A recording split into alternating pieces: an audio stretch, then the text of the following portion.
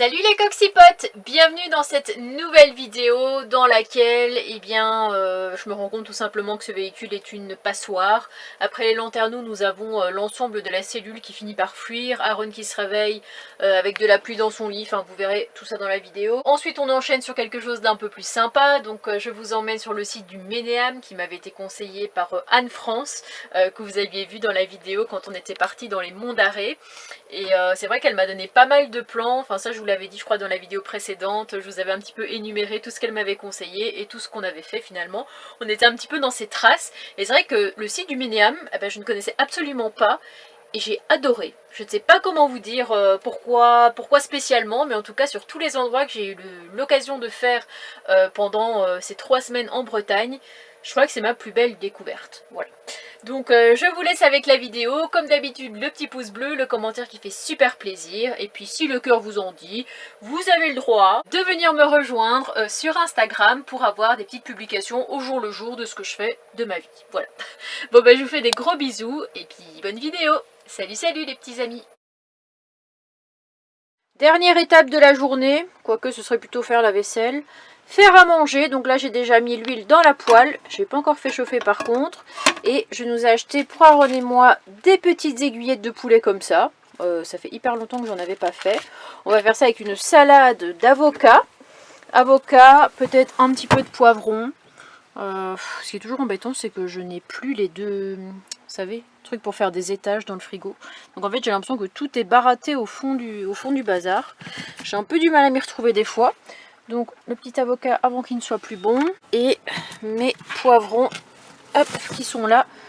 Et qui commencent à être un peu mous aussi. Donc il faudra aussi les faire avant qu'eux aussi ne soient plus bons. Et comme on avait grande faim, je nous ai rajouté des petits flageolets. Voilà, je pense qu'avec tout ça, on aura quand même déjà bien mangé. Bon après les lanterneaux à 2 reprises, après les soutes, après ce côté-là. Maintenant Aaron me dit il me pleut dessus. Effectivement c'est complètement trempé. Et l'eau vient de la lampe. Voilà, que demander de plus. Vas-y, fais voir un peu. Voilà, là c'est même plus du goutte à goutte là. C'est une vraie passoire ce bazar, c'est vraiment une dinguerie. Après j'ai vraiment voulu faire l'expérience de me garer dans le sens où il peut y avoir une cuvette sur le toit. Pour espérer voir si ça tenait ou pas. Alors au niveau des lanterneaux, il n'y a aucun problème à désigner. Hein. Tout est sec, tout va bien. Mais voilà que maintenant ça coule par là. Ça vient d'où là? Là vraiment je ne comprends plus. Donc on va bouger le camping-car à mon avis, on va se mettre d'une autre manière pour que l'eau puisse s'évacuer. Bon, pendant que je vais monter sur le toit, j'ai mon fidèle associé ici qui va surveiller à tes souhaits, qui va surveiller à tes amours, qui va surveiller les gouttes d'eau voilà, qui coulent.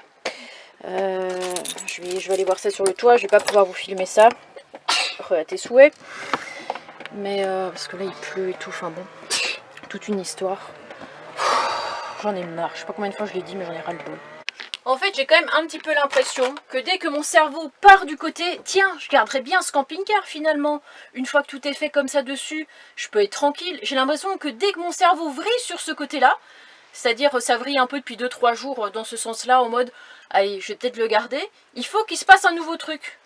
C'est à chaque fois la même chose. Là je viens d'aller voir sur le toit. Alors il faut savoir que au niveau de la lampe c'est encore la coque. Parce qu'on a la coque donc qui s'arrête à peu près. Alors j'irai à peu près à ce niveau là. Enfin je sais pas, attendez, je vais quand même regarder pour être sûr. Ouais, j'ai vérifié, ça s'arrête là. Donc ça fait à peu près ça. Et le truc, ce serait au niveau de la coque, alors qu'on a quand même mis, je le rappelle, du dip étanche, qui est un vernis étanche. On a vraiment mis une sacrée couche, ça rebouche les micro-fissures, etc. Ça rebouche l'entièreté de toutes les micro-fissures. Ça remplit tout le toit, ça le recouvre entièrement. Comment expliquer? Après, c'est vrai que ça recouvre le toit, mais pas la coque. Mais après, on dirait une coque en je sais pas quoi. Enfin, ça a l'air quand même d'être quelque chose d'assez solide, c'est pas du bois non plus. Donc, comment expliquer que l'eau arrive jusque-là? Je vais quand même regarder au niveau de mes placards. Donc là, ce que j'ai fait, c'est que je me suis changé de sens. Parce qu'avant, je me trouvais ici. Et c'est vrai que j'étais penchée dans ce sens-là. Donc l'eau ne peut pas s'évacuer. Étant donné que je suis comme ça, tout l'eau va stagner au niveau du devant ici. Mais je me demande quand même si ce que j'ai fait a servi à grand-chose. Parce que je me suis quand même mise, mais penchée comme ça. Alors finalement, ça va quand même revenir au même. Parce que l'eau va stagner quand même de ce côté-là. Voilà, faut qu'on dorme la tête en bas. Je sais plus quoi faire, vraiment, je suis complètement paumée. Finalement, je me suis mise dans ce sens-ci, comme ça l'eau ruisselle bien. Comme on peut le voir, donc j'espère que les joints tiennent bien à cet endroit là, que je ne me retrouve pas avec mon matelas trempé. Au point où on en est, j'ai envie de dire que tout est possible. Il faut que je rachète du Sika, etc. pour refaire certains joints, notamment celui de la soute où ça fuit, notamment celui de la fenêtre où ça fuit aussi. Après, au niveau de la lampe, je sais pas d'où ça vient, donc je sais pas quoi traiter, étant donné que c'est au niveau de la coque, j'arrive pas à savoir, d'autant plus que ça vient peut-être pas forcément de là, ça peut être tout le plafond qui est imbibé d'eau et que ça coule à cet endroit-là précisément. Après c'est vrai que ce serait mouillé aussi autour du lanterneau au niveau du bois, mais là c'est sec. Comme vous pouvez le voir ici, il y a un petit peu de bois qui est explosé. Donc là on verra si c'est mouillé ou pas, mais en tout cas à cet endroit-là c'est bien sec. Je vérifie au niveau de la salle de bain, ici aussi, très bien. En tout cas, je veux dire que c'est juste invivable, voilà, on va encore dire que je me plains, mais à un moment donné, je pense que si toutes les personnes qui me disent « Ah, mais tu n'arrêtes pas de te plaindre » étaient dans la même situation, ne serait-ce qu'avoir eu les premiers problèmes, ils seraient déjà au fin fond de leur lit en PLS en train de chialer, en se disant « Je vais jamais m'en sortir », donc après avoir vécu tout ça, et encore une fois se dire je vais le garder et après avoir des infiltrations nouvelles. Alors quand c'est les côtés, je vais dire ça m'atteint beaucoup moins que quand c'est le toit. Je sais pas pourquoi, mais quand c'est le toit, ça nous tombe dessus, on n'a aucune solution. Quand c'est les côtés, on se dit vas-y, c'est un morceau de mousse qui est mouillé, ça va encore, on va s'en occuper un petit peu plus tard. Parce que là, je pensais acheter du Sika justement d'ici peu. Voilà où est-ce qu'on en est aujourd'hui. Là, ils ont annoncé pas mal de pluie, donc je pense qu'on va pas bouger. On avait prévu de faire plein de trucs, mais ouais, je pense qu'on va pas bouger. Et on va attendre que ça se calme, hein, tout simplement. Mais ce qui est quand même très drôle, c'est que partout en France, c'est la canicule. Il fait 30 degrés, 40 degrés, et ici on a 18. Et il pleut. Voilà. Mais franchement, je préfère qu'il fasse 18 plutôt que 40, quoi. Ça, je l'ai déjà dit. Juste que la pluie, même si la terre en a besoin, c'est un peu contraignant parce que finalement on peut pas faire les visites qu'on a envie de faire, quoi. Pour vous donner un peu des nouvelles, de ce côté-là, ça commence à être un petit peu mouillé, surtout au niveau du joint là. Et ici, Aaron m'a dit que lorsqu'il appuie, eh bien il y a des gouttes qui sortent. Je sais pas si vous allez le voir. Si on voit une goutte, ça c'est une goutte ça, ce petit point là. Bon, on verra pas très bien, mais moi je vois en tout cas. Ouais, on voit que c'est mouillé, de toute façon, voilà, regarde. Hop. Là, on se fait un bon petit déj, Aaron, pour nous remettre de nos émotions. Et on a décidé d'inaugurer le pot de miel. Alors, je ne sais pas qui me l'a offert parce que c'était pendant la coccidrice rencontre. Mais c'est du miel crémeux qui vient directement de chez le producteur. Et Aaron avait envie de goûter. Il est très bon, très bon. Voilà, le bruit que vous entendez, c'est simplement Nani qui squatte la couverture qui est en train de sécher. Nani qui est trempée d'ailleurs, hein. Pas comme ça qu'elle va sécher. Pendant que nous déjeunons. Ouais.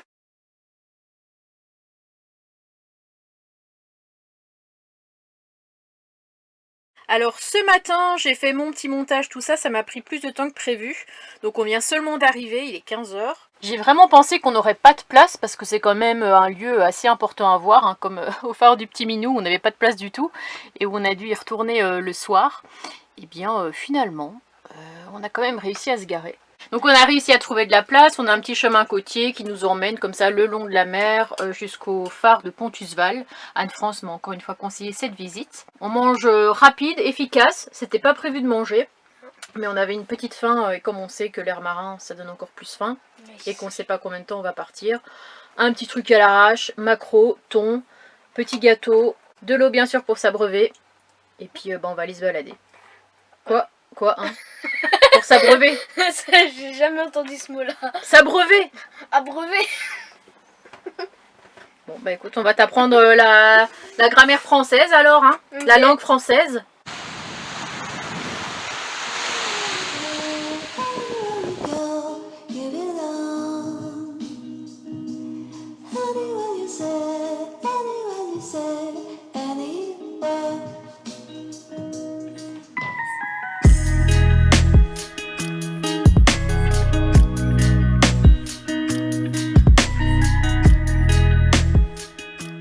Non mais là les amis, je suis choquée, la couleur de l'eau.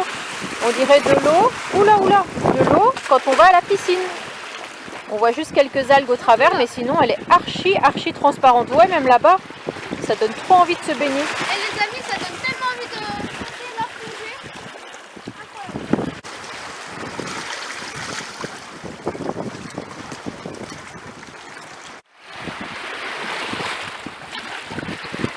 J'ai réussi à trouver un petit coin à l'abri du vent, donc ça me permet de vous filmer de plus près les énormes rochers. Il y en a comme ça tout le long de la côte et je trouve ça super beau.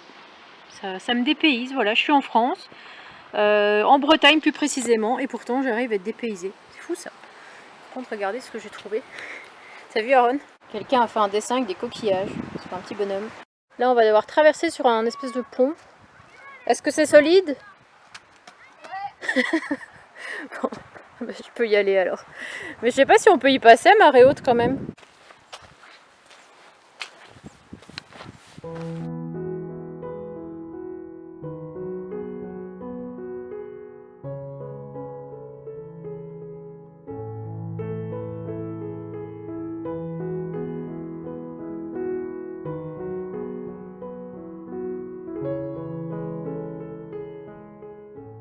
Je pense que là on doit être arrivé au niveau du village de Ménéam, parce que je vois vraiment plein de monde ici se balader autour des petites maisons en pierre.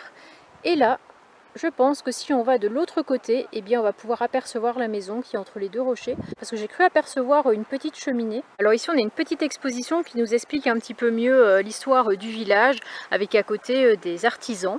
Il faut savoir que en fait cela n'est pas une maison, alors est-ce que c'est bien là, je sais pas, on verra ça après, mais c'est pas une maison, en fait c'est un corps de garde et c'est la première construction qui a eu lieu ici au village du Ménéam.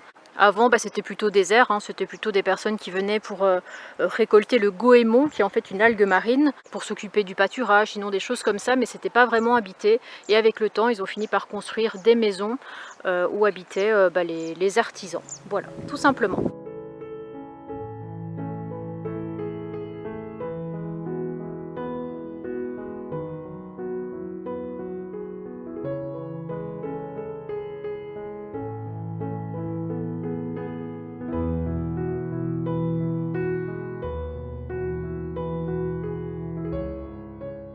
J'ai eu le malheur de rentrer dans une boutique d'un artisan qui fait des colliers, des pierres précieuses, des bagues, des choses comme ça. J'ai craqué, je vais vous montrer tout ça. Il l'a emballé comme ça dans un petit pochon, regardez, c'est vraiment trop joli avec des petits cœurs. Par contre, je connaissais pas du tout le nom de cette pierre qui est une larvikite, mais je trouve que les apports bénéfiques me correspondaient bien en ce moment. Donc pierre d'ancrage, apaise le cœur, donne du courage, favorise la confiance en soi, protège des peines des autres, convient aux hypersensibles. Et voilà le collier, je peux pas vous dire autrement, j'ai craqué dessus littéralement. Habituellement je préfère les pierres bleues, je sais pas pourquoi. J'avais absolument pas prévu de claquer mon fric dans une pierre précieuse comme ça, mais voilà, je vais la mettre tout de suite. Là on est rentré dans le four à pain et c'est écrit pas de vente de pasteux cet été. Alors je sais pas si c'est pasteux ou pastès. Pastès, mais je sais pas comment ça se prononce. Et en fait Aaron m'a indiqué ici sur le panneau qu'effectivement ce serait une brioche qui serait locale. Voilà à quoi ça ressemble. Personnellement je ne connais pas, mais j'aimerais bien découvrir ça. On sait jamais, dans une boulangerie du coin. Et en fait il nous explique ici qu'à l'époque il y avait souvent qu'un four au niveau du village et donc que toutes les familles arrivaient avec leurs pâtes pour venir les faire cuire ici dans le four. C'est sympa ces petites explications. Bon, j'espère juste qu'il va pas nous flotter sur la tête parce qu'on est à deux doigts de se prendre la drage nationale.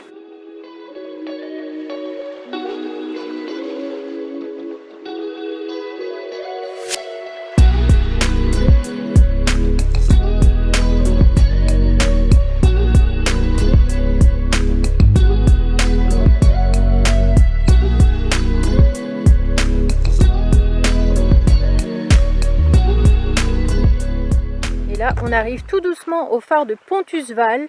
Voilà, ça fait une petite balade le long du chemin côtier, c'est plutôt sympa. Et en même temps, je vais en profiter pour regarder le spot Park Fortnite qui est juste à côté, parce que c'est un parking normalement de jour, mais à la fois tout le monde dit qu'on peut y dormir, donc je vais quand même aller voir s'il y a de la place, s'il y a des panneaux d'interdiction, et sinon, je pense qu'on dormira là cette nuit avant d'aller vers Cléder demain. Mais ça, je pense pas vous filmer. Cléder, Roscoff, Saint-Paul-de-Léon.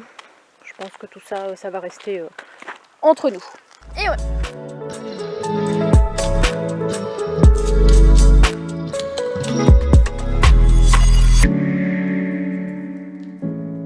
Bon bah un petit peu déçu parce que sur Park4Night, le panneau que vous voyez ici n'existait pas, c'est-à-dire camping-car interdit de 22h à 7h. Ça n'existait pas, c'était parking camping-car, air, etc. Sachant que le parking il est vide, il est super grand, enfin c'est de l'herbe, ça aurait été trop agréable de se mettre là.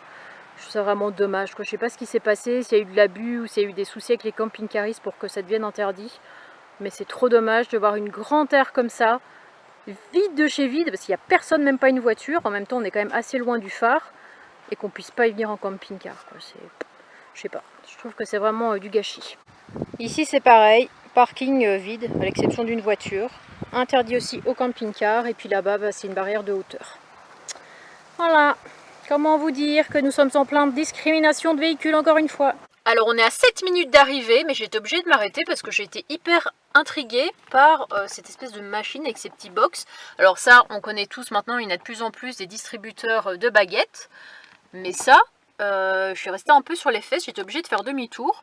Donc on va aller voir ça de plus près. Là je viens de voir que ça appartient à une charcuterie qui fait aussi du poisson, pain, légumes, viande. Et il y a, mais juste de tout. On a du jambon blanc, allant jusqu'au yaourt sucré, saucisson à l'ail, andouillettes, galettes de pommes de terre. Non mais il y a vraiment de tout. Filet de poulet. Et puis bah, ça c'est la partie un peu viande, laitage. Ah il y avait même du burger. Il n'y en a plus. Il était vidé. Et puis ici bah, on a les fruits, on a les légumes, on a même des packs anti-gaspi à 10 €. Donc bah, c'est pas mal. Hein.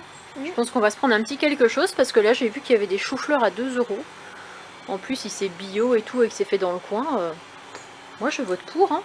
C'est pas mal parce qu'on n'a pas toujours l'occasion de passer à la ferme ou alors des fois faut venir sur des horaires particuliers parce que comme ils travaillent ils peuvent pas accueillir tout le monde quand ils veulent. Bon notre petit casier est ouvert, je vais laisser Aaron prendre tout ça et puis on va vous montrer ce qu'on a dans ce petit panier. En tout cas il y a beaucoup. Hein. Je voulais prendre un chou-fleur, il y en a dedans, donc autant en profiter. Et il y a de la courgette, il y a du concombre. Oh, c'est lourd. Du fenouil. On a des petits poivrons comme ça. C'est quoi ça? Je sais pas. Ah, c'est pas une betterave ça? Je sais pas, peut-être. Ici, on dirait une betterave, ça, par contre. Ici, on a... Ah ouais, une grosse betterave. Et là aussi, une petite. Après, moi, j'ai l'habitude de les voir dans les supermarchés qui sont déjà dans le coulis rouge, là, tu sais. Enfin, coulis rouge, qui sont déjà... épluchés, etc., coupés. Oui, le chou-fleur toujours. On a plein de navets comme ça, j'adore les navets en plus. Par contre le fenouil, j'aime pas ça et je sais pas comment le cuisiner en plus. Donc, mais bon, on va bien faire quelque chose de tout ça. Donc je suis assez contente d'être tombée par hasard sur cette petite borne. Alors petite nouvelle, je sais pas pourquoi il y a une pomme là. Petite nouvelle de notre cagette, enfin et de notre journée aussi. Hein, Aaron, nous sommes partis à la plage. Eh oui. Voilà, Aaron s'est bien amusé dans l'eau, tout ça. Pardon. Voilà. Donc on a dû attendre 16 h qu'il arrête de pleuvoir pour y aller, mais bon moi perso j'étais quand même gelée, j'étais assise en PLS en train de faire mes mots cachés, j'en pouvais plus. Ouais, moi j'étais en train de me baigner et tout. Lui il s'amusait bien, donc c'est là le principal. Et donc comme moi je n'aime pas beaucoup le radis noir, enfin c'est pas que j'aime pas beaucoup, c'est que je connais pas trop et je sais pas comment le cuisiner. Quoique si, j'avais déjà goûté ça chez ma soeur, elle m'avait fait goûter, mais c'était préparé, c'était un truc spécial coréen. Je suis pas sûre d'être vraiment à la hauteur de ces préparations, donc j'avais 3 radis noirs, j'avais 3 fenouils et je les ai donnés au camping-car juste à côté de moi. Voilà, on était garés sur le parking. Je leur ai dit, est-ce que ça vous intéresse du fenouil? Ils ont dit, ah bah ouais, pourquoi pas en salade, tout ça. Donc tant mieux. Ils m'ont dit, oh je suis un peu gênée, je ne sais pas quoi vous donner. Bah rien, prends-le. cuisine et bon appétit. Et donc aujourd'hui nous inaugurons, enfin Aaron inaugure les concombres. Ils sont très bons, ouais. Pour de l'anti-gaspi, c'est très bon. C'est très bon. Enfin, ça a le goût du concombre, quoi. Tout est en super bon état, quoi. Il n'y en a pas un qui est vraiment abîmé ou quoi que ce soit au bout de sa vie. Et comme moi j'aime pas les concombres, il se tape un concombre, elle est tout seul. Voilà. Après, escalope, pommes de terre. Ouais. Avec tout ça, hein, tu vas ronfler.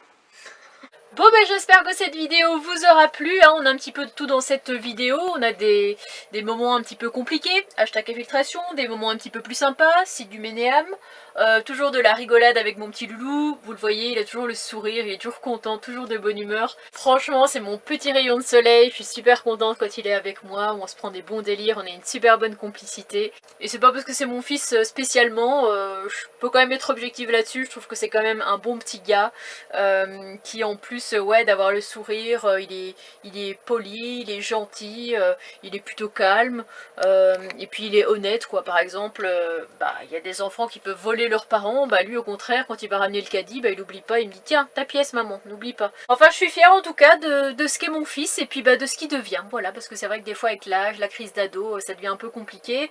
Je touche du bois, alors du bois pourri d'accord, mais je touche du bois quand même. Il a 13 ans et c'est un bon petit gars. Voilà. Bon, j'arrête mon blabla. Rendez-vous dans la prochaine vidéo dans laquelle ce sera la visite de... je ne sais plus, donc là je vous ai énuméré qu'on allait visiter Roscoff, etc. Je crois que j'ai pas visité... Toute cette partie-là, j'ai pas filmé. C'est directement la côte de Granit Rose, je crois plutôt. Donc voilà, bah, je vous fais des gros bisous les amis. J'espère que vous serez là lors de la prochaine vidéo. Si ma chaîne vous plaît, n'hésitez pas à en parler tout autour de vous. Voilà, faire une petite pub, comme ça fait toujours plaisir. Dans le but d'atteindre, je l'espère un jour, les 40 000. C'est pas gagné, hein, parce que c'est vrai que techniquement, ça ne monte plus beaucoup le nombre d'abonnés, bien au contraire. Donc voilà, bah, je garde quand même l'espoir qu'un jour, on atteigne les 40 000 tous ensemble. Ce serait quand même beau. Allez, je vous fais des gros bisous les amis. Salut, salut!